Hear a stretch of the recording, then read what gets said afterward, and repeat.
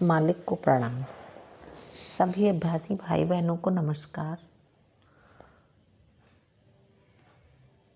चारी जी महाराज कहते हैं, जैसा आज है यहाँ उपस्थित लोगों में से किसी की बड़ी नियमित जीवन शैली हो ऐसा प्रतीत नहीं होता। ऊपरी तौर से यह नियमित भले ही प्रतीत हो, ठीक वैसे ही जैसे हवा के झोंके से कोई पत्ता हवा की दिशा में उड़ता हुआ प्रतीत होता है, मानो वह खुद ही उस दिशा में उड़ रहा हो। जो पत्तों के बारे में जानता है वह समझता है कि ऐसा नहीं होता। इसी प्रकार जो मानव अस्तित्व के बारे में समझता है वह जानता है कि एक भी मनुष्य नियमित नहीं है और समझता है कि आप में से कोई भी अपने जीवन को एक निश्चित दिशा में ले जाने के लिए इच्छुक नहीं है। फ्रेडेल का एक बढ़िया उदाहरण है। उसने कभी भी 10,000 मार्क के बोनस की अपेक्षा नहीं की। इसके विपरीत उसे डर लगता रहता था कि उसका बॉस क्या कहेगा, उसका काम समय पर पूरा होगा या नहीं, सेमिनार में बॉस के साथ उसकी चर्चा सफल होगी या नहीं, आदि आदि। इसका अर्थ ये निकला कि वह अपने बॉस को खुश करने के चक्कर में खुद के लिए डरता रहा, अपनी नौकरी के लिए डरता रहा और अपने बॉस से डरता रहा। लेकिन परिणाम उसके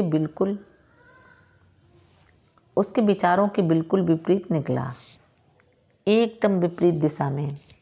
आखिर जब हमारी इच्छाओं के विपरीत घटनाएं होने लगे तो एक तर्कशील व्यक्ति होने के नाते हमें क्या करना चाहिए? आज सुबह एक अभ्यासी तर्क के बारे में बातें करता रहा। अब देखिए, तर्क में कोई दुविधा नहीं होनी चाहिए, अन्यथा वह तर्क नहीं रह जाता। जब मैं ये सोचता हूँ कि मेरे अस्तित्व का कोई तर्क है तो मैं उलझन में रहता हूँ और साथ ही ये भी मानता हूँ कि मेरा दृष्टिकोण तर्कशील है। क्या ये तर्कपूर्ण है? मेरे विचार से तो ऐसा नहीं है।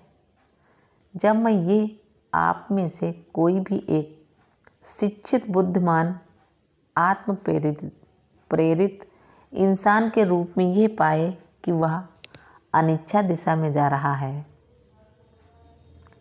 अनिश्चित दिशा में जा रहा है और उसी दिशा में अपनी इच्छा शक्ति भी लगा दी है, तो उस दिशा में क्या आपको वास्तव में आत्म परीक्षण नहीं करना चाहिए?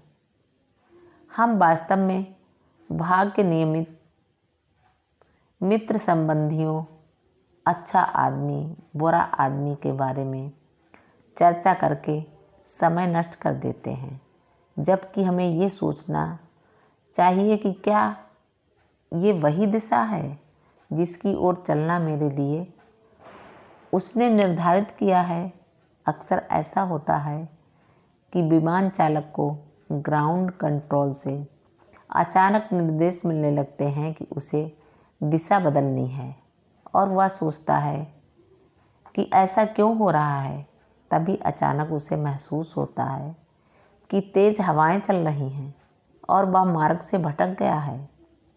उसने अपने यंत्रों को व्यवस्थित कर रखा है, लेकिन यंत्र तो केवल उसके यान को नियंत्रित कर सकते हैं, वे आंधी को नियंत्रित नहीं करते या चालक की नीति को नियंत्रित नहीं कर सकते।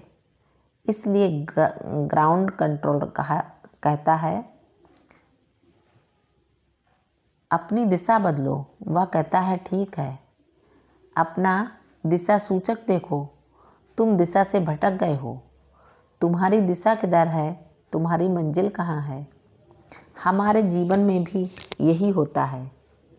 हम अपना मार्ग निर्धारित करते हैं और एक आंधी हमें राह से भटका देती है। ये प्रलोभन भी हो सकता है। एक सुंदर लड़की, एक व्यक्ति किसी कॉन्फ्रेंस या सेमिनार में जा रहा है और अचानक उसे विमान में एक सुंदर लड़की अपने बराबर की सीट पर बैठी हुई मिलती है और थोड़ी देर बाद पता चलता है कि वह बार्लिंग की जगह मॉस्को पहुंच गया। देखिए किस प्रकार हवाएं हमें अपने मार्ग से भटका देती हैं।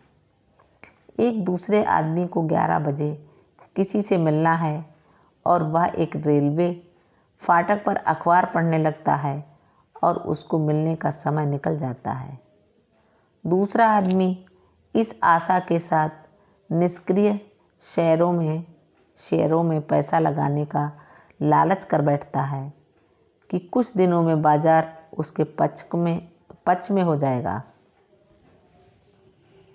आप जिस अर्थव्यवस्था में रह रहे हैं उसमें आप शेयर्स के बारे में नहीं जानते। मान लीजिए वह ये सोचकर सोना खरीद लेता है कि सोने की कीमतें बढ़ेंगी। क्लिंटन या बोरिस कुछ बयान देते हैं और सोने का बढ़ने की बजाय घट जाता है, वह बर्बाद हो जाता है। इस तरह हम देखते हैं कि हम अपने जीवन पर स्वतंत्र रूप से नियंत्रण नहीं रख सकते, चाहे हम कितने ही बुद्धिमान क्यों न हों। अब इससे हमें क्या शिक्षा मिली? इसीलिए महान व्यक्ति होने का अभिमान न करें। ऐसा न सोचें कि आप अपना निजी जीवन बुद्धिमत्तापूर्वक और प्रभावी तरीके से अपने लाभ के लिए चलाने में सक्षम हैं। आप ऐसा नहीं कर सकते। हर छोटी विपत्ति इसकी पुष्टि करती है। अगर हम अपनी छोटी छोटी विपत्तियों से सबक नहीं लेते और हवाओं के साथ बहने लगते हैं तो निश्चय जानिए कि एक बड़ी दुर्घटना का शिकार बनेंगे। अगर ये जानकर भी आप अपना मार्ग नहीं बदलते तो आपका अंत निश्चित है। इसलिए आध्यात्मिक व्यक्ति कहता है, चाहे कोई भी हो, दुनिया किसी भी कोने में हो, आइंस्टाइन हो, क्लिंटन हो या गली का भिखारी हो, किसी को यह कल्पना करने का अधिकार नहीं है कि वह अपनी नियति को नियंत्रित कर सकता है। अब जब हम अपनी स्वयं की नीति को नियंत्रित नहीं कर सकते तो यह दम भरने का हमें क्या अधिकार है कि हम दूसरों की नियति को नियंत्रित करने में सक्षम हैं। फिर चाहे वह हमारा परिवार, गांव, देश या हमारा विश्व हो। ये कैसी उद्दंडता है जिसके कारण हम सोचते हैं कि हम ऐसा कर सकते हैं। क्या हम अपने बच्चे का जन्म नियंत्रित कर पाए? सब जानते हैं कि आजकल सभी गर्भ निरोधक उपायों का प्रयोग करते हैं, फिर भी प्रकृति के कार्यों में बाधा नहीं डाली जा सकती। सभी व्यक्ति अच्छे जीवन की योजना बनाते हैं और जब वैसा हो जाता है तो सोचने लगते हैं कि सचमुच उनकी योजना के अनुसार हुआ है। जब दिशा उत्तर से दक्षिण, प्रसन्नता से अप्रसन्नता की ओर जाती है तो वे ईश्वर को, समाज को और अपने दुर्भाग्य को दोषी ठहराने लगते हैं। मेरी राय में तो ये सारी बातें बेवकूफ़ी और पागलपंती हैं। असल में कहा जाए तो जीवन में कोई तर्क नहीं है। अगर कोई व्यक्ति इस विषय पर कोई तर्क करना चाहे तो मैं तैयार हूँ, अभी नहीं बाद में।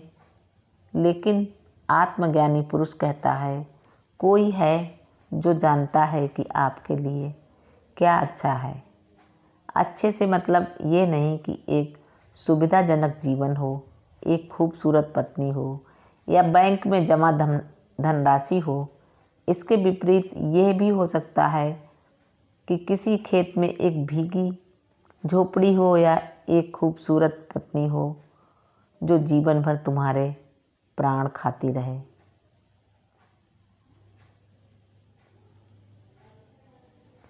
और दरिद्रता सारी जिंदगी पीछा न छोड़े।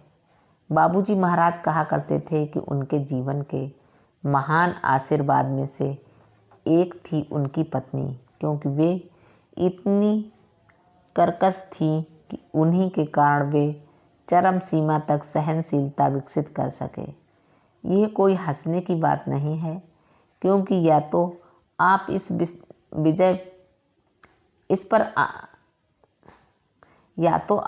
इस पर विजय प्राप्त कर लें या फिर इसके शिकार हो जाएं। यही दो मार्ग हैं। किसी यूरोपियन की तरह वे भी विवाह के दिन उसे तलाक दे सकते थे। आजकल ये रिवाज है 3 दिन का विवाह और तलाक, 6 माह की शादी और तलाक। कल्पना कीजिए कि लाखों साल पहले प्रकृति ने पृथ्वी पर कोयला कैसे बनाया होगा। वनों को अत्यंत उच्च दाव जिसे सामान्यतः वृक्ष सहन नहीं कर सकते पर दबाया गया। परिणाम स्वरूप हमें कोयला मिला। एक दूसरी प्रक्रिया में अत्यंत उच्च ताप और दाव पर वह हीरा बन जाता है। बिना ताप और दाव के कोई द्रव्य नहीं बदलता। ये प्रकृति की शक्तियाँ हैं जो हमें सही सांचे में ढालती हैं।